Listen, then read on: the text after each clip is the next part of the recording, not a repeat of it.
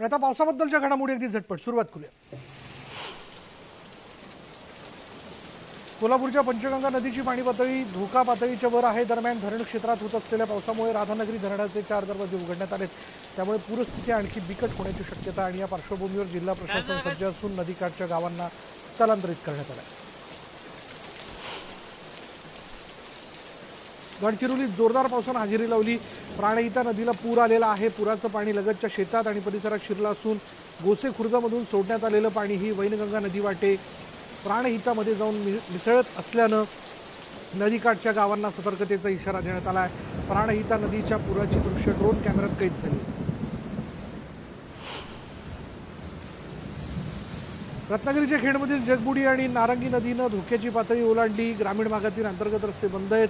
खेड दापोली मार्गावरील एकविरा नगर परिसरात पाणी साचल्यानं हा मार्ग 8 तासांपासून बंद आहे। चंद्रपूर जिल्ह्यात पावसानं थोडी विश्रांती घेतली असली तरी अंधारी नदीला पूर आल्यानं चंद्रपूर ते गडचिरोलीतून छत्तीसगडकडे जाणारा मार्ग पुन्हा एकदा ठप्प झाला आहे। चिचपल्ली गावाजवळ असलेल्या पुलावर पुराचं पाणी आल्यानं दोन्हीकडे वाहनांच्या रांगा लागल्याचं दिसून आलं। साताऱ्याच्या बोपर्डी गावात पावसानं घराची भिंत कोसळली आणि या घटनेत कोणतीही जीवितहानी झालेली नाही।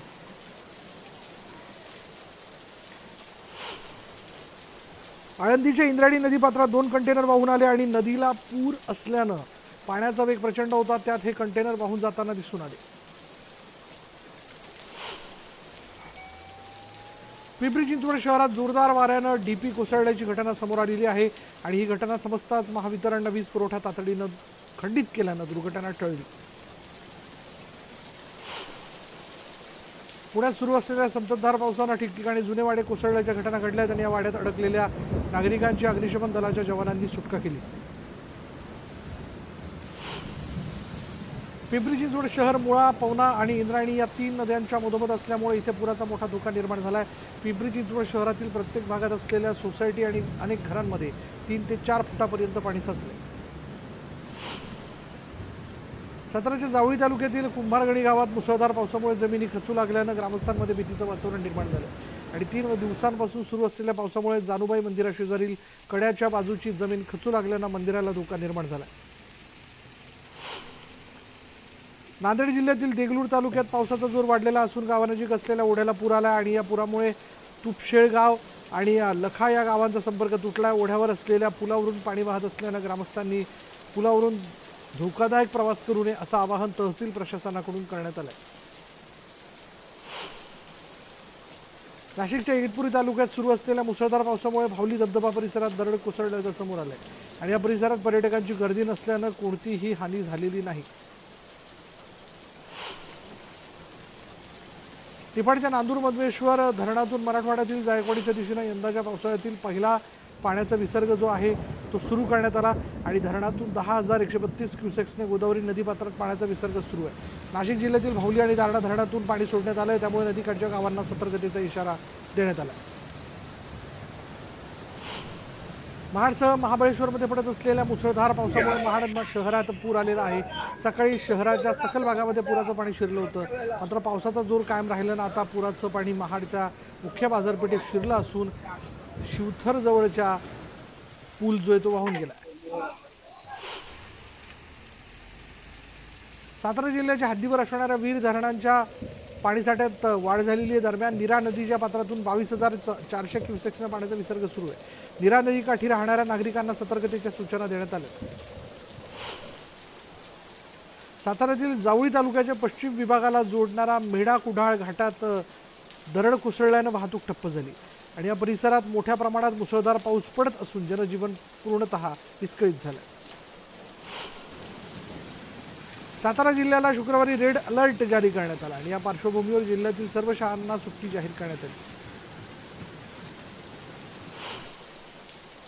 नाशिक शहरात पावसाची संततधार सुरूच आहे। दरम्यान वादळी वाऱ्यामुळे नाशिकच्या शिंगाडा तलाव परिसरातील मुख्य रस्त्यावर झाड कोसळलं। बांधकाम व्यावसायिकाच्या नव्या इमारतीचं काम सुरू असताना या ठिकाणी झाड कोसळल्यानं इमारतीचं काम खोळंबलं।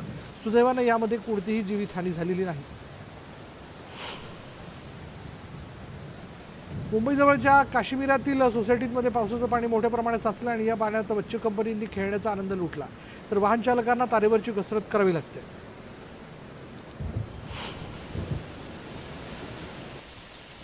बदलापुरात मुसळधार पावसानंतर उल्हास नदीच्या पाणी पातळीत वाढ झाली. नदीलगतच्या सखल भागात मोठ्या प्रमाणात पाणी साचलं. काही गोठ्यांमध्ये पाणी साचल्यानं गुरांना सुरक्षित ठिकाणी साचले. त्या ठिकाणी प्रशासनाकडून आपत्ती व्यवस्थापनाची पथकं तैनात करण्यात आली आहेत, तर नागरिकांना सुरक्षित ठिकाणी स्थलांतरित करण्याच्या सूचना देण्यात आल्या. मुसळधार पावसानं झोडपून काढलंय. जिल्ह्यातील सूर्या, पिंजाळ, वैतरणा नद्यांना पूर आलाय. मोडकसागर, मध्य वैतरणा आणि धामणी धरणांमधून सध्या मोठ्या प्रमाणावर पाण्याचा विसर्ग सुरू आहे. जिल्ह्यातील नद्यांनी धोक्याची पातळी ओलांडली आणि त्यामुळे सतर्कतेचा इशारा देण्यात आला.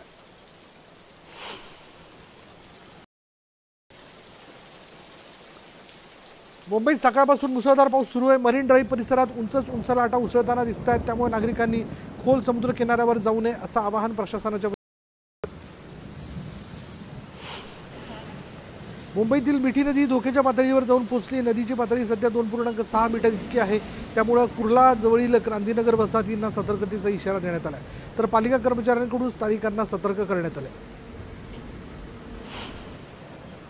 रात्रभर कोसळलेल्या मुसळधार पावसाने पुण्याला अक्षरशः झोडपून काढले. पावसामुळे पुण्याच्या अनेक भागात पुराचा धोका निर्माण झाला आहे. दरम्यान प्रशासनाकडून शांतीनगर आणि इंदिरानगर या भागाची पाहणी करण्यात आली असून पुराचा फटका बसलेल्या नागरिकांना नानासाहेब परोळे विद्यालयात स्थलांतरित करण्यात आले.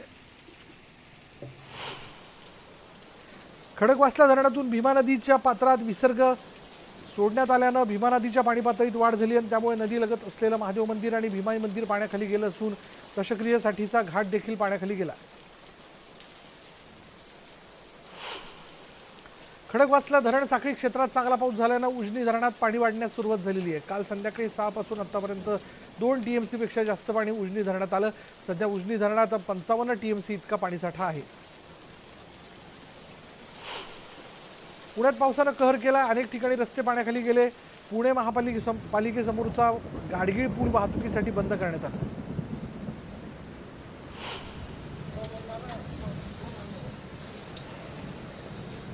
पुण्यातील खिलारेवाडी भागात पाणी साचल्यानं तिथल्या नागरिकांचं स्थलांतर करण्यात आलं. ज्येष्ठ नागरिकांना मदत करून प्रशासनानं त्यांना सुरक्षित ठिकाणी हलवलं. तसंच इतर नागरिकांना देखील सुरक्षित ठिकाणी नेण्यात आलं.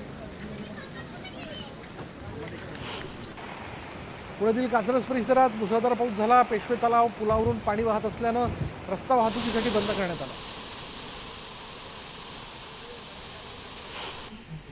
पुणे शहराला पावसाचा तडाखा बसला असून अनेक भागांमध्ये पाणी साचले, तर संपूर्ण डेक्कन परिसर जलमय झाल्याचं पाहायला मिळत आहे.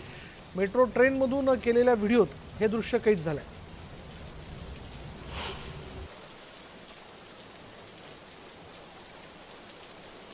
पुण्याच्या राजगुरुनगर इथल्या पोलीस कोठडीत गुडघाभर पाणी साचलंय. गेले 2 दिवस सुरू असलेल्या पावसामुळे 4ही पोलीस कोठडी जलमय झाल्यात.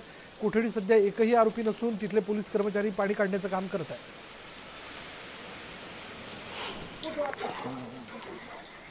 पुण्यात मुसळधार पाऊस पडत असून त्याचा फटका शहरातील ताडीवाला रोड भागात राहणाऱ्या नागरिकांना बसला. राजरत्न बुद्ध विहाराजवळ राहणाऱ्या नागरिकांच्या घरांमध्ये पाणी शिरल्यानं मोठं नुकसान झालं.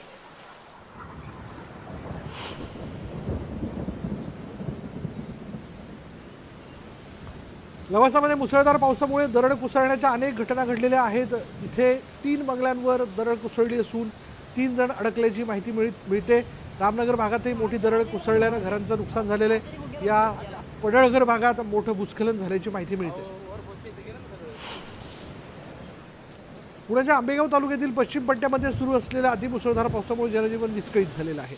जांभळेवाडीत डोंगराचा भाग खचल्यानं नागरिकांमध्ये भीतीचं वातावरण आहे, तर कुंभेवाडीत दरड कोसळल्यानं 3 वाड्यांचा संपर्क तुटला. मुसळधार पावसामुळे पिंपरी चिंचवड शहराच्या वल्लभनगर इथल्या तुकारामनगरकडे जाणाऱ्या अंडरपास रोडवर पाणी साचलंय. एसटी स्टँडमध्येही मोठ्या प्रमाणात पाणी तुंबलंय.